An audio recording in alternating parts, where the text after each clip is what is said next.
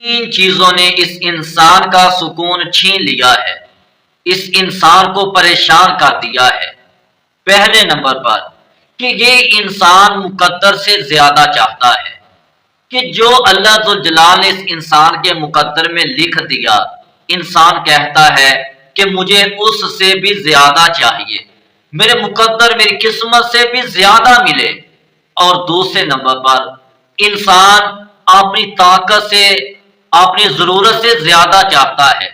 ہاں، اس انسان کے پاس اتنا مال ہے، اتنا رزق ہے کہ بڑی آسانی سے زندگی بسر کر سکتا ہے، لیکن یہ انسان کہتا ہے کہ بس اور مل جائے اور مل جائے اور مل جائے۔ اور تیسرے نمبر پر کہ یہ انسان وقت سے پہلے چاہتا ہے۔